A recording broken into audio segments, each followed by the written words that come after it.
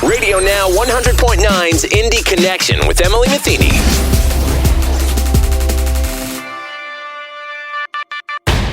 Hello, I'm Emily Metheny, your host. This week, I had the chance to speak with Greg Sorvig, Artistic Director for Heartland Film, about the upcoming festival, Indy Shorts. Yeah, definitely. Indy Shorts International Film Festival, or Indy Shorts, as we like to call it, INDY, being here in Indianapolis, started this 5 years ago as an expansion of the Heartland International Film Festival. So we just had our 30th anniversary for Heartland back in October, and we've seen this trend where festivals have separated into a short film festival. So short films, in case you don't know, are generally 40 minutes or less. That's the Academy standard. So we essentially claw machined all of the short films into their own event, and it's a lot of fun. There's a different demo, different group of people that comes out. We still have the Heartland Faithful as well. But yeah, it was just a natural progression and growth. And, you know, after 5 years, we've really have grown to a great spot. We offer more than $30,000 in cash prizes. We recently made Movie Maker Magazine's top 20 short film festivals in the world. So we've done a lot in this short time. We're excited to be back in person and virtual coming up here in July. Excellent.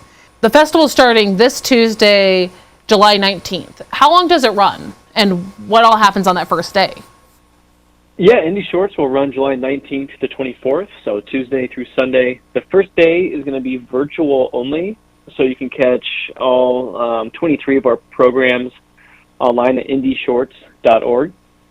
And just like buying a ticket as well, you can watch online, redeem the ticket, and then you have a few days to watch the film as well. So you can do that as your leisure, like you would at like Netflix or anything like that.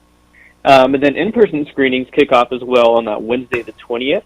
So our first 2 nights will be at Living Room Theaters down at Bottleworks, a great venue that opened up during the pandemic. We absolutely love it.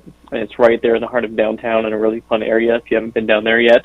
Mm-hmm. And then the remaining days of the festival, Friday through Sunday, will be back at Newfields. So we're really excited to be there. Like I said, I think we have 23 curated programs. We have a couple other special screenings, including Oscar shorts, because we've had a great track record of nominated and winning films at the Oscars as well. So yeah, there's a lot going on. There'll be special events, parties, film screenings, and we have over 100 visiting filmmakers from around the world coming to Indy for you to meet. That's awesome. And what does it mean to be able to host a festival of this quality and caliber here in Indianapolis? It means a lot. I've lived, I think now it's been 10 states. I'm in my late 30s, and first part of my life, I moved around a lot for my dad's job, and I did not intend to be in Indiana. Even during college or afterward, I moved in the middle of my senior year of high school. But I really love Indianapolis and Indiana. Indianapolis is I consider it like a big little city. There's for entertainment, sports, there's everything that you want to do, and then some without a lot of the major inconveniences of huge cities.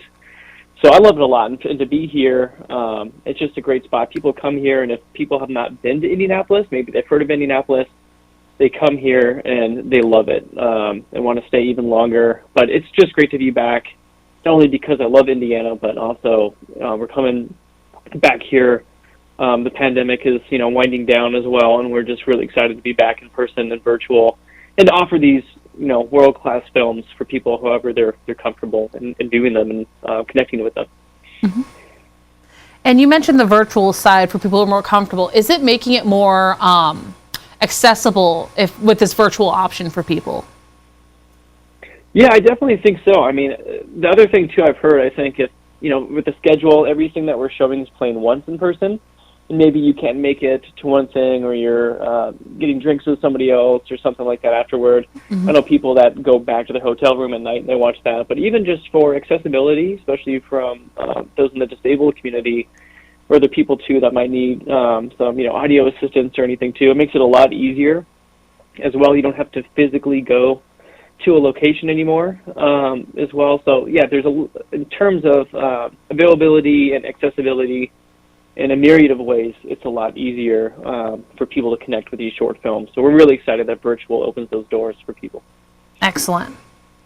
And so this year, you've mentioned there's around 23 programs. How many films are being shown this year? How many were selected? Yes, right around 150 films, over 3,200 were submitted. So from around the world, I think people can submit their films online through a platform called Film Freeway, and we score the films from there and we watch them. And there's a lot of films that we've loved, but we only have so many slots, and then they have to pair together as well. So unlike a feature film, you know what you're going to see when you go to the theater. For short films, we package them into programs that are generally 70 to 90 minutes long for the most part. And it is kind of it's an experience. There are some themes that might be really basic or genre-based, like comedy or horror, or there might be something that's a little bit unexpected. Like we have a program called Devotion, and it's all about caregivers, whether it's people that loved ones or people they didn't know. It just happened to be a topic, a theme that came together as well. But yeah, they have to fit as well. So it's like a huge puzzle that you have to put together every year for shorts, which is an added challenge. But it's fun to curate that program and then play those films together and see how they line up and how the audiences react. So if you see a short film at a film festival, it's probably not going to be the same way like it would be a feature film. So you never know how a programmer is going to pair it and present it to the audience. Mm-hmm. And if this is someone's first time going to Indy Shorts, how should they prepare themselves? How can they plan ahead? Yeah, if you're interested in going to Indy Shorts, you think of, a 6-day festival, I have to I can't take time off after work or something like that. You can just come to one screening. Don't feel like you have to do everything. You can just dip your toe, come to one event, one screening based on your schedule, and just kind of go from there. But we have some short films with some bigger names, people from Coleman Domingo, who we're honoring with their Pioneering Spirit Award, who's been in Fear the Walking Dead, Euphoria, Tony-nominated actor John Leguizamo, Rosie O'Donnell, or you can just take a flyer as well and pick a program that maybe sounds good to you. What we try to do is that we have different categories for films and themes, so it won't be like, this is shorts program 28, and it's just a total random smorgasbord. We try to do different themes. We have a spotlight on Indiana-made films, or films from filmmakers in Indiana or that used to live in Indiana as well, called Indiana Spotlight. So 3 programs of that too. But yeah, you can, if you go online to indyshorts.org, you can check out the full schedule. And we actually have it updated too, where you can look at the screening and you can tell if the filmmakers will be in town as well. So it's a great opportunity. I think this is the theatrical run for these shorts filmmakers to showcase their film in a theater and to meet audience members as well too. So yeah, go to indyshorts.org, see if a filmmaker is coming to town, see if there's a subject or a theme that appeals to you, and just try one. I'm glad to see you. Excellent. And when the filmmaker is in town and they're able to do these talks and they're meeting people, how does that add to the experience of seeing their film? Oh, it's great. I think it's very inspiring too for attendees. I think everybody loves movies. I think there are like some things that like universally people love. There's chocolate, puppies, movies. I think everyone has like that daydream of wanting to be involved in the movies at some point, whether like, I love to act or direct or something too.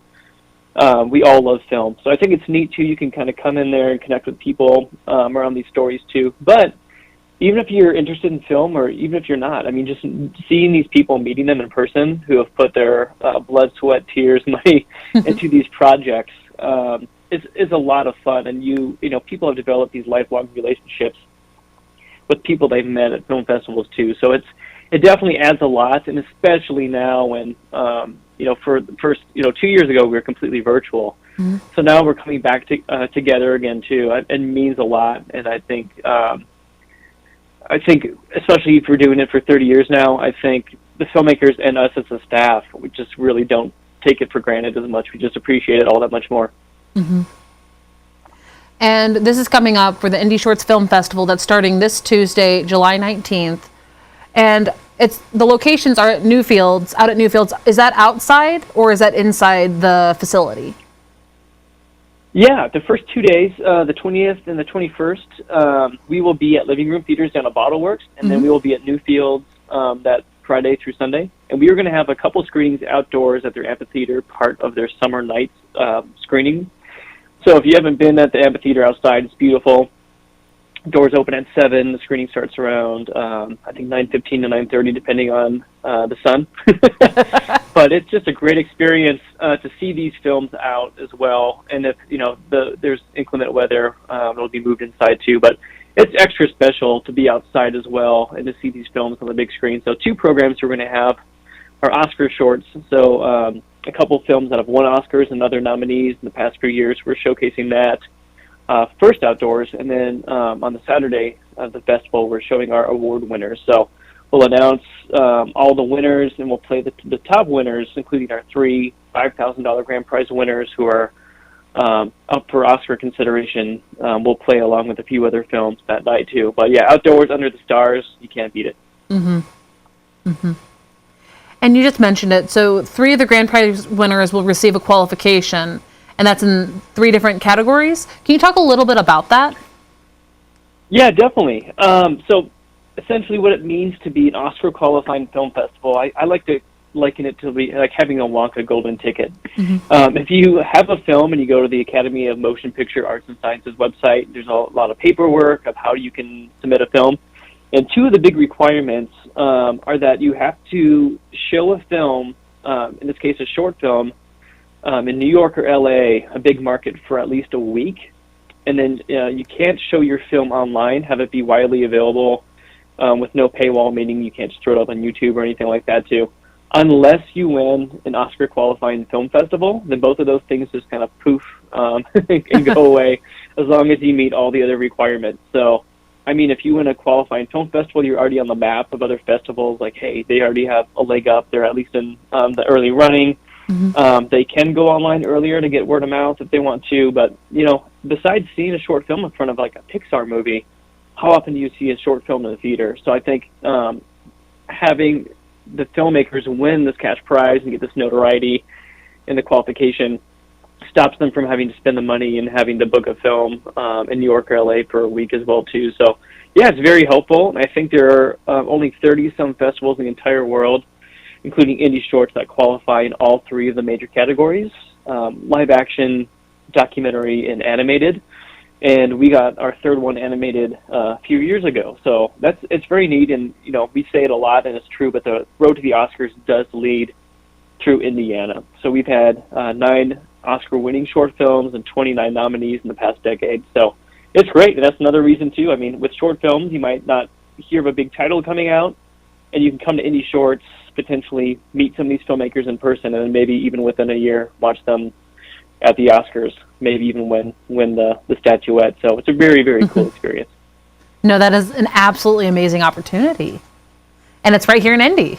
Right here in Indy, yeah. I think it's, I'm associated with and watch films for some other events and stuff too, but I love being based here in Indy, and the crowds are just fantastic here. It's we've grown this great reputation at Heartland and Indy Shorts for just having great Hoosier hospitality and just being showing people a great time. And I think that that's true, and none of that is based on the great attendees that we have and just the spirit of the festival. So that's why we've been fortunate to be around for a few decades and hopefully continue to do it for a long time. Excellent. And Greg, as we start to wrap up, is there anything else you'd like to add about Indie Shorts coming up this upcoming week? Yeah, like I said, you can go to indyshorts.org. You can check out the entire schedule.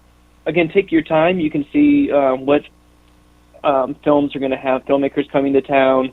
Yeah, you can buy a ticket. You can try to watch something online if you'd like and check that out. But we'd love to see you in person as well. Oh, I forgot to mention, too, we will have one screening at the Indianapolis Arts Center. So we'll be at down at the Bottle Works, the Living Room. We'll be at Newfields, and then one morning as well on that final weekend, we will be at the Indianapolis Arts Center with a family fun program. So that'll be outdoors, and that'll be animated films for the whole family. So you can bring your kids to that. Adults will still have a great time too. So we're really excited about that. So yeah, 3 great places in addition to virtual.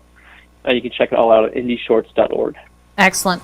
And if someone wants to get connected and follow along with everything that Heartland Films is doing, how can they do that? Yeah, you can visit Heartland Film, FILM.org, and you can check it out from there. But yeah, our October 6th to 16th is the major 31st annual Heartland Film Festival. We're really excited about that. And then all the winners from Indie Shorts will play again in October as well. You can check it out at heartlandfilm.org.